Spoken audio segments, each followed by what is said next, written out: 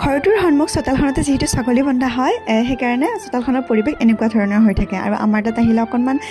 লেতেৰাকৈ দেখিব মানে এয়া গছৰ পাত পৰি থকা ঘাঁহ পৰি থকা ভিডিঅ'খিনি যোৱাকালি আবেলিৰে হয় বাৰু আৰু এইফালে ইহঁতক একদম পূৰা ঘাঁহ খোৱাত ব্যস্ত কৰি ৰাখিছোঁ মানে থৈ দিলে ঘাঁহখিনি নাখায় এনেকৈ ধৰি থাকিলে খায় সেইকাৰণে মই একদম পূৰা ধৰি কিনে ঘাঁহখিনি খোৱালোঁ প্ৰথমে তাৰপিছতে এয়া চোতাল বাট সাৰিলোঁ আৰু এইফালে আকৌ মায়ে এতিয়া গোহালি ঘৰত আহিছে এয়া থহা জ্বলাবৰ কাৰণে আৰু গধূলি সময়তো এনেকৈ থহা দিয়ে ন মানে মহ যোৱাৰ কাৰণে এইফালে মই কলিক বান্ধিলোঁ আৰু এতিয়া বান্ধিব আছে গৰু পিছে মই বান্ধিবৰ নাই দেউতা ভাইটিয়ে বান্ধে আৰু যিদিনাখনে নাথাকে সিদিনাখন বাৰু বন্ধা হয় আৰু এইফালে চাওকচোন থহাটো জ্বলাই দিয়াৰ কাৰণে বাহিৰলৈকে কেনেকৈ মহবোৰ দৌৰি আহিছে বাৰু এইফালে ভৰি হাত ধুই মিলি আকৌ আহিছোঁ পাকঘৰত এতিয়া আৰু গধূলি চাহকাপ বনাবৰে হ'ল নহয় আৰু ধুনীয়াকৈ মই চাহখিনি বনাব ধৰিছোঁ সকলোৰে কাৰণে আৰু চাহ এটা বনোৱা হোৱাৰ পিছতে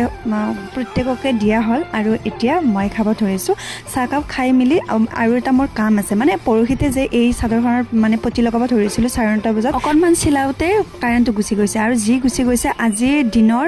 প্ৰায় 3:30 4টা বজালৈকে কাৰেণ্ট অহা নাই সেয়েহে সেইদিনাখনে কাৰেণ্ট যোৱাই চিলোৱা নহ'ল আৰু মানে দিনৰ ভাগত মোৰ কাপোৰ চিলোৱা তেনেকৈ নাযায় ৰাতিয়ে বিশেষকৈ চিলাওঁ আৰু দিনৰ ভাগত কিবাকিবি বেলেগ কিবাকিবি কাম কৰা যায় আৰু এয়া যোৱাকালি 2টা মানে পতি সম্পূৰ্ণ কৰিলোঁ মানে চাদৰখন সম্পূৰ্ণ কৰিলোঁ আজি আকৌ এয়া ৰাতিপুৱাৰ দৃশ্য মানে ফুচুকলিজাহঁতৰ স্কুলত কিবা প্ৰগ্ৰেম আছে সেই একেবাৰে চাদৰ মেখেলা পিন্ধি ৰেডি হৈ আহিছে তাই আৰু দেউতাক মানে খুৰাৰ লগতে সদায় স্কুললৈকে যায় আৰু কোনে বাৰু আগতে দেউতাৰ চাইকেলৰ আগৰ পিনে এনেকৈ উঠিছিলে কমেণ্ট এটা কৰিবচোন এই চাইকেলখনৰ সুখ কোনো এখন দামী গাড়ীও দিব নোৱাৰে হয়নে